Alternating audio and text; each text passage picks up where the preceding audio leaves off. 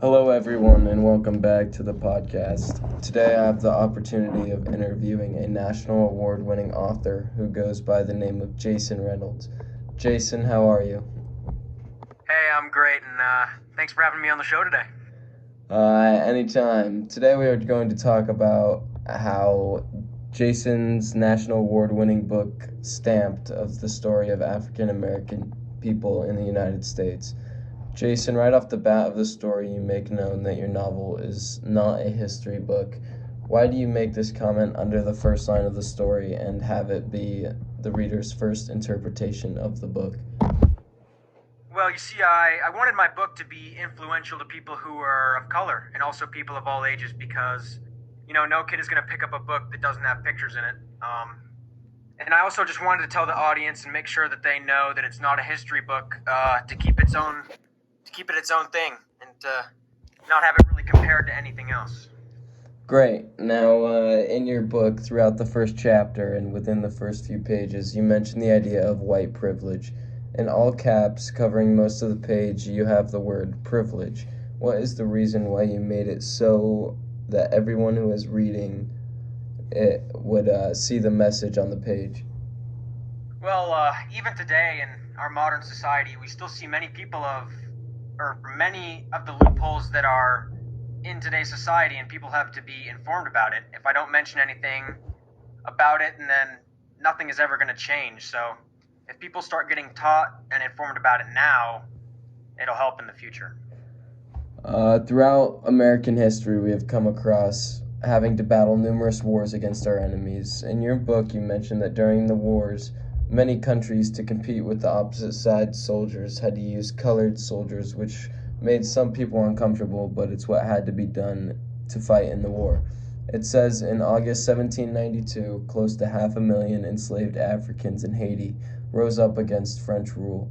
How do you feel like in today's world people can start to see what is wrong with ourselves and reflect on how these enslaved people were being forced to fight in the wars?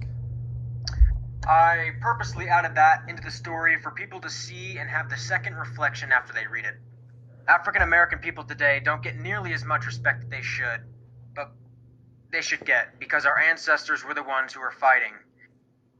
And they were the ones who were fighting those wars. And how are we able to have such a functioning country today? I see that to title chapter 20 of your book that you titled it "Home is where the hatred is." What was the inspiration behind this chapter title, since it sounds very brutal and strong?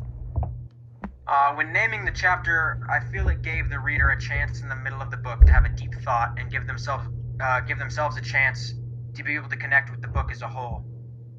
In the chapter, I focus on the life of Dubois and the major events of World War II. So I definitely knew that I wanted a title that truly had a meaning behind it and something that benefited the reader. In chapter 13, Complicated Abe, you talk about the presidency of one of America's greatest presidents, Abraham Lincoln. As you know, Abe Lincoln is most known for abolishing slavery during his presidency. In the text, you mentioned saying Lincoln was against racial equality. Why did you feel like you had to mention the fact that Abe Lincoln was against abolishing slavery and did not want to get rid of it?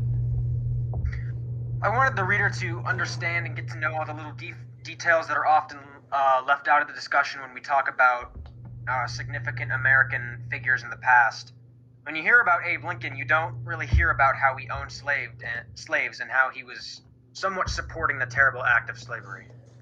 In your story, you bring up the date September 11th, 2001, and what that day brought to America as a country and family.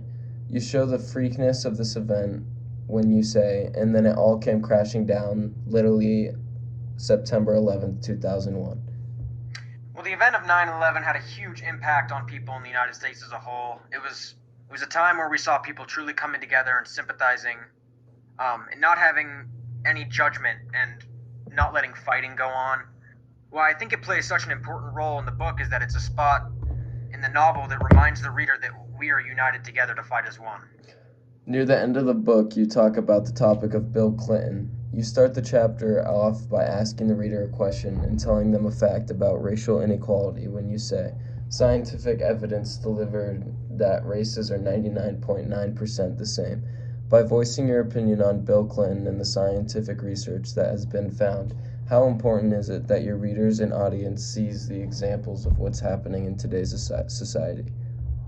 In today's world, there are still a lot of people who believe that black people should not have the same rights as white people, and nothing about it is going to change if no one talks. And this is why, and which is why I feel like I had to bring it up a lot, because it's a controversial and hard topic to talk about, but we all think we need to move past them, and we can do that in a beneficial way.